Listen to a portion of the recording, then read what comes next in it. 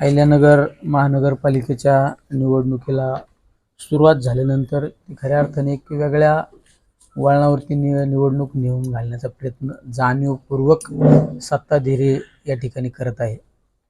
त्यावेळेस उमेदवारी अर्ज भरल्यानंतर सुद्धा तुम्ही पाहिलं असं प्रभाग क्रमांक 1 मध्ये राम वाणी म्हणून आमचे एक उमेदवार होते, त्याच्या दारासमोर पोलीस ही धाक दाखवण्याचा प्रयत्न केला आणि त्या उमेदवाराला प्रेशराईज करण्याचा प्रयत्न केला। नंतरच्या मुकुंदनगरमध्ये एक छोट्या स्वरूपात वाद झाला आणि त्या वादाचं रूपांतर एक थोड्या संघर्षामध्ये झालं।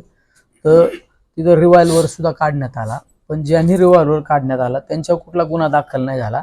ज्यांना मारहाण झाली त्यांच्यावर 307 सारखा गुन्हा दाखल झाला, म्हणजे पोलीस बळाचा वापर केला।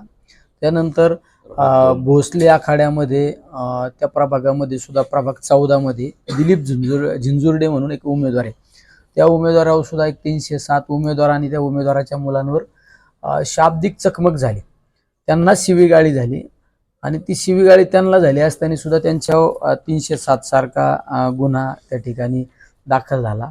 1-2 दिवसापूर्वी शिवसेना शिंदे गटाचे जिल्हा प्रमुख अनिल शिंदे म्हणून प्रभाग क्रमांक 15 मध्ये स्वतः उमेदवारी करीत आहे। त्या ठिकाणी पोलीस त्या घरात घुसले, 10, 15, 20 पोलीस घरात घुसले, त्यांच्यावर दडपशाही केली, दहशत निर्माण करण्याचा प्रयत्न केला। त्या माणसाला एक 4 महिन्यापूर्वी हृदयविकाराचा झटका आलेला होता आणि त्यांच्यावर इतका मोठ्या प्रमाणात प्रेशर केलं की त्यांना हॉस्पिटलमध्ये दाखल करण्याचा प्रयत्न केला। हॉस्पिटलमध्ये दाखल केलं, आनंद ऋषी हॉस्पिटलमध्ये त्यांची परिस्थिती चिंताजनक होती। पुढील उपचारासाठी त्यांना रुबी हॉस्पिटलमध्ये नेले, म्हणजे ते सुद्धा आज मरणाच्या दारावर उभे आहे। आणि 1-2 दिवसापूर्वी प्रभाग क्रमांक 2 मध्ये गौरव भोसले म्हणून एक आमचा उमेदवार आहे, त्या उमेदवाराला सुद्धा तिथं एका समोरच्या उमेदवाराने मारहाण करण्याचा प्रयत्न केला। आणि काल तर या सगळ्या गोष्टीची हाईट झाली। एक आमचा 12-13 वर्षाचा आमचा एक मुलगा प्रभाग क्रमांक 15 मधील आमच्या उमेदवार जाधव, सुवर्णा जाधव, त्यांचा एक मुलगा त्या मामाला सोडवण्यासाठी मोटरसायकलवर गेला असताना त्याला येताना अडवणूक केली आणि त्याला मारहाण झाली। तर त्याला मारहाण का होती हे समजल्यानंतर काही लोक त्या ठिकाणी गेले, त्याला इतक्या मोठ्या प्रमाणात मारहाण झाली, त्याला पोटाला मोठ्या स्वरूपात एक चाकूचा वार आहे, त्याच्या डोक्यात सुद्धा इंटरनल ब्लडिंग होत आहे। पण ज्यांच्या मारहाण झाली, ज्यांच्या अन्याय झाला, त्यांना सोडून ज्यांनी मारहाण केली त्यांची फिर्याद दाखल करून घेतली आणि काल ज्यांचा काही संबंध नाही त्या गुन्ह्याशी असा लोकांवर 307 सारखा, म्हणजे आत्ताचा 109 असा गुन्हा, गंभीर स्वरूपाचा गुन्हा दाखल केला। कालच आमचे लोकांना ज्यांचा काही संबंध नाही अशा लोकांना हिराशेठ जाधव असो किंवा काही लोक इथं ह्या स्पॉटवर बसलेले होते, ते CCTV फुटेज खाली सुद्धा आहे, त्यांना पोलिसांनी उचलून नेलं, त्यांना अटक केलेली आहे। हे जे प्रकार चालू आहे चुकीचे प्रकार चालू आहे। आता काल घटना घडल्यापासून आमचा मुलाला इतक्या मोठ्या प्रमाणात त्याच्या डोक्यात ब्लडिंग होते। दुसरा दळवी नावाचा जो मुलगा आहे त्याच्या पोटात एक चाकूचा वार आहे, म्हणजे ती जखम सुद्धा एकदम खोलवर जखम आहे, पण कुठला गुन्हा दाखल केला नाही। मी रात्री SP-शी बोललो, सकाळी SP-शी बोललो, त्यावेळेस कुठेतरी राईट सारखे कलम त्या ठिकाणी लावले आहे। म्हणजे सांगायचं तात्पर्य आहे की पोलीस करून इतक्या मोठ्या स्वरूपात तिथं गुंडागर्दी चालू आहे। आज कुणीतरी एक सस्पेंड पोलीस शहरातला तो पोलिसांना टिप देतो, या कार्यालयात आमच्या ते भाऊसाहेब उनवणेंची एक शाकाहारी कॅन्टीन आहे, तिथं नॉनव्हेज हॉटेल नाही, काय नाही, कॅन्टीन आहे, चहा पाण्याचं कॅन्टीन आहे। त्या कॅन्टीनवर पोलिसांनी जायचं, त्याच्या मुलाला दडपशाही केली, त्या मुलाला काहीतरी त्या ठिकाणी मारहाण करण्याचा प्रयत्न केला आणि हे सगळं रॅकेट जे चालवतो इथं एक पांगरमलच्या गुन्ह्यात खटल्यात एक सस्पेंड पोलीस होता, तो हे सगळं रॅकेट चालवतो, तो पोलिसांना टिप देतो।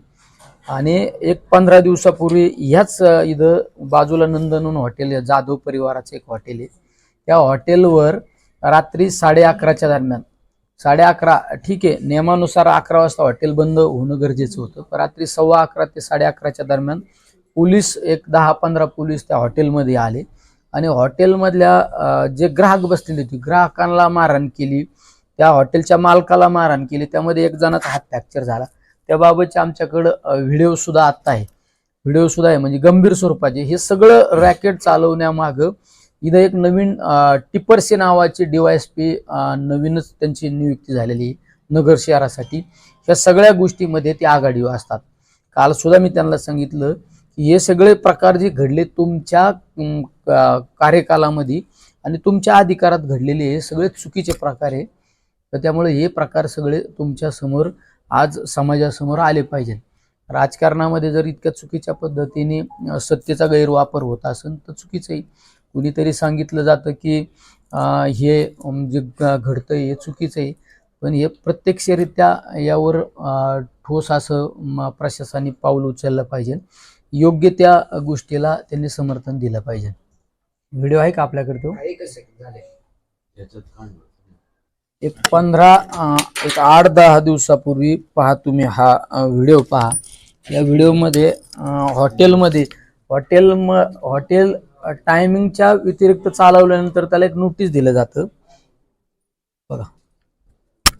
अशा पद्धतीची दहशत, दादागिरी हॉटेलच्या आतमधले CCTV फुटेज आहे.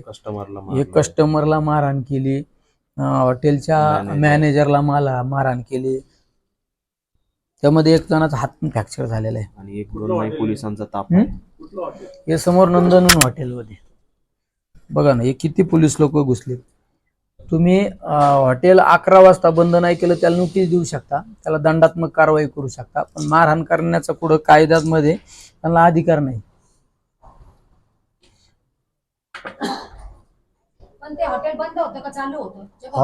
हॉटेल 11 वाजता बंद होतं, पण ते हॉटेल त्यावेळी त्या दिवशी 11:15 11:30 वाजेपर्यंत ग्राहक बसल्यामुळे ते हॉटेल चालू होतं. ती ठीक आहे, ती चूक आहे, पण त्यावर पोलीस प्रशासन तुम्हाला दंडात्मक कारवाई करू शकतं, त्याला नोटीस देऊ शकतं. ह्या गोष्टी. पण त्यांनी आत हॉटेलमध्ये 10, 15, 20 पोलिसांनी आत जाऊन प्रत्येक ग्राहकाला मारहाण केली, मॅनेजरला मारहाण केली. हे व्हिडिओ आहेत. आमचं काय म्हणणं आहे, आम्ही नेमबाह्य वागलो त्यावर तुम्ही आम्हाला नियमानुसार कारवाई करा. ती म्हणजे दंडात्मक नोटीस द्या, अजून काय तुमचा दंड असेल तो द्या, पण ही जी पद्धत ही चुकीची. पोलिसांना असा कुठल्या हॉटेलमध्ये जाऊन मारहाण करण्याचा अधिकार दिलेला नाही. हा पहा, हे सगळे व्हिडिओ पहा. या सगळ्या बाबतीत आम्ही या गोष्टी न्यायालयात मागणार. आता मी हे सगळे व्हिडिओ IG साहेबांना सुद्धा पाठवणार आहे. शेवट आम्हाला हे व्हिडिओ आल्यानंतर परत पोलीस प्रशासनाने दमबाजी केली. जो हॉटेलमध्ये CCTV फुटेजचा DVR होता तो DVR जमा करण्याचा प्रयत्न केला, पण त्यांच्याकडून नजर चुकीने जुना DVR घेऊन गेले. पण ज्या DVR मध्ये हे सगळं रेकॉर्डिंग झालं हा DVR तसाच राहिला. नंदनवन हॉटेलवर यापूर्वी देखील पोलिसांनी रेड पाडली होती असे बोलले जाते. वारंवार याच हॉटेलवर का पोलीस लक्ष केंद्रित करतात? या नगर शहरामध्ये रात्री 2-2, 3-3, 4-4 वाजेपर्यंत हॉटेल चालणारी पण आहेत. फक्त नंदनवन हॉटेलवर कारवाई करण्याचं, नंदनवन हॉटेलवाल्यांना टार्गेट करण्यामागं फक्त एकमेव राजकारण आहे. लोकसभेच्या निवडणुकीमध्ये या परिवाराने माझ्या निवडणुकीमध्ये मला मदत केली.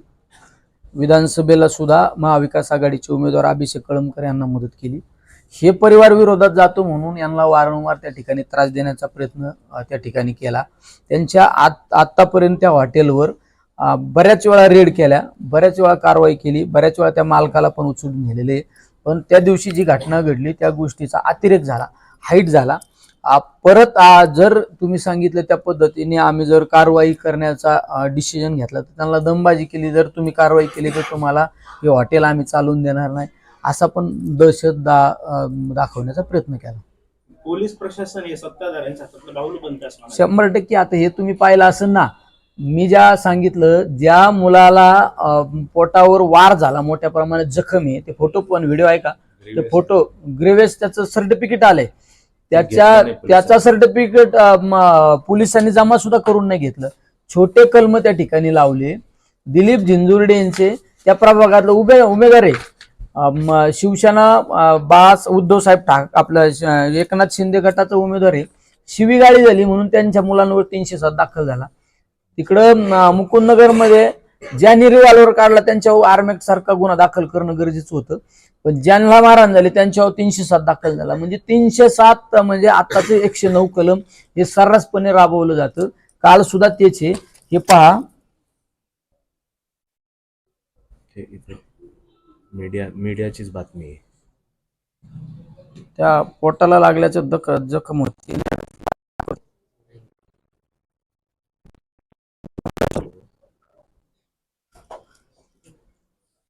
करून आमचे दुसरे आपले भाऊसाहेब त्यांची कॅन्टीन आहे. ही कोणची पद्धत आहे? हे याचा अर्थ खांद्यावर बंदूक ठेवून या नगर शहराचं राजकारण करण्याचा प्रयत्न केला जात आहे.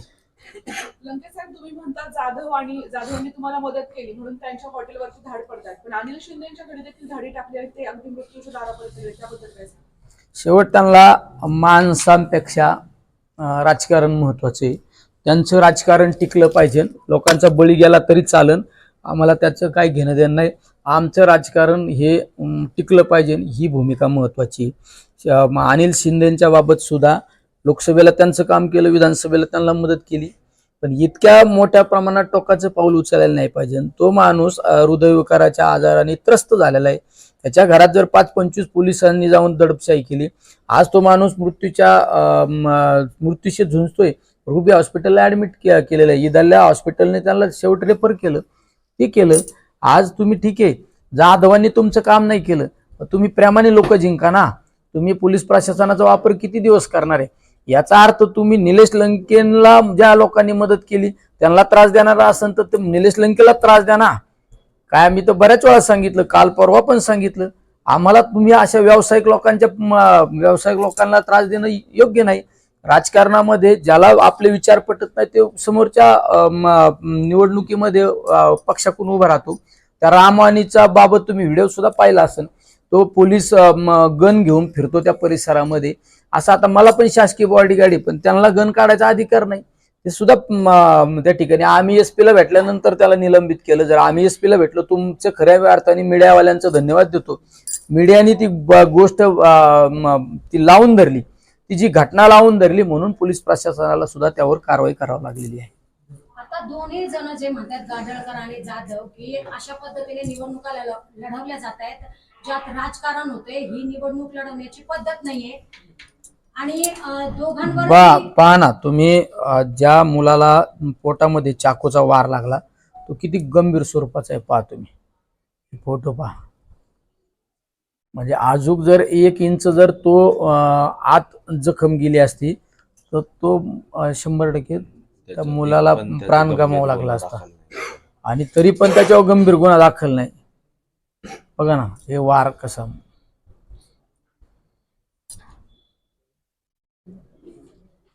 म्हणजे भयानक स्वरूपाचे. अजून 1 इंच जखम थोडी जर आत गेली असती तर त्या मुलाला तुमच्या राजकारणासाठी जीव गमावा लागला असता.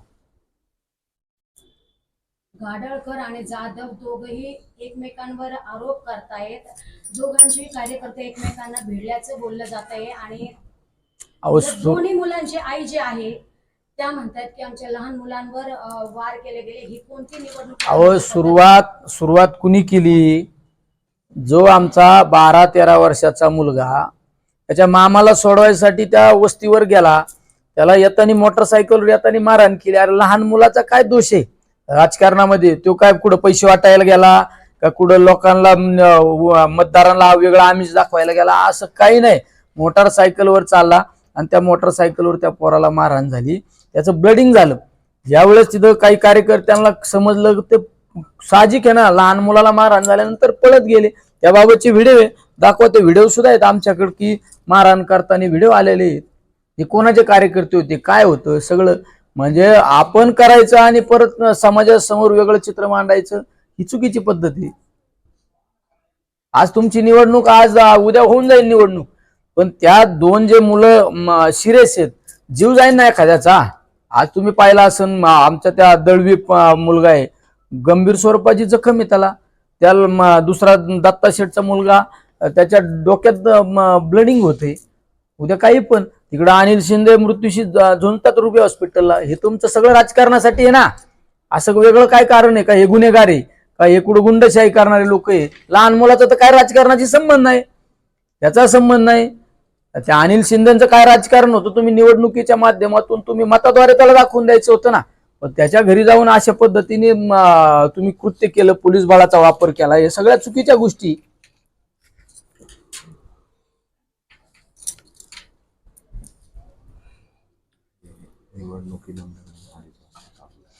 आणि आमचं हॉटेल जर 11:30 वाजता चालू असताना तुम्ही मारहाण करता. हे पहा, इथं हे वाईन शॉप किती वाजता चालू आहे? 2:30 वाजता. हे 2:30 वाजता वाईन शॉप चालू आहे. बघितलं का तुम्ही? हे पहा, 2:30 वाजता वाईन शॉप चालू आहे. त्याच्यावर का कारवाई करीत नाही तुम्ही? हा, हे पहा ना, हे कोणाचं आहे? आता आम्हाला तर काय माहिती, हे काय नाव बघा ना. आता आम्हाला तर बघावं लागतं कोणाची कोणची वाईन शॉप. आम्ही नाही पाहत कोण मालक आहे काय, आम्हाला तो धंदा नाही. आम्ही वरिष्ठ अधिकाऱ्यांनी हे पाहिलं पाहिजे ना, यांनी शोध घ्यायला पाहिजे. अशा नावाचं वाईन शॉपवर कारवाई करा. ते कोणाचं असू, उद्या निलेश लंकेंचं आहे का, अभिषेक कळमकरांचं आहे का यांचं आहे?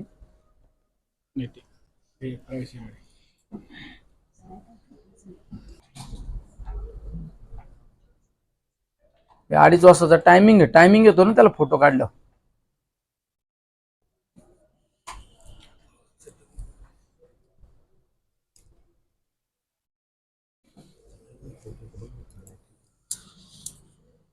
तुम्ही एक खासदार आहात, तुम्ही वारंवार पोलीस प्रशासनाला निवेदन देतायत, मागणी करतायत, मात्र पोलीस प्रशासन तुमचं देखील ऐकत नाही का? साहजिक आहे ना. पोलीस प्रशासन हे ज्यांची सत्ता आहे, आमचं तर काय, मी ओपनली सांगतो, ठीक आहे, आमची सत्ता नाही याचा अर्थ आमचं ऐकू नका, ज्यांची सत्ता आहे त्यांचं ऐका असं काही नाही. पण जी सत्यता आहे ती पडताळून पहा. उद्या आमच्या एखाद्या कार्यकर्त्याकडून गुन्हा घडला तर त्याच्यावर सुद्धा कारवाई करा. पण एखाद्या कार्यकर्त्यावर कुठला संबंध नसताना त्याला जर गुन्ह्यात तुमच्या ती गोष्ट सुद्धा.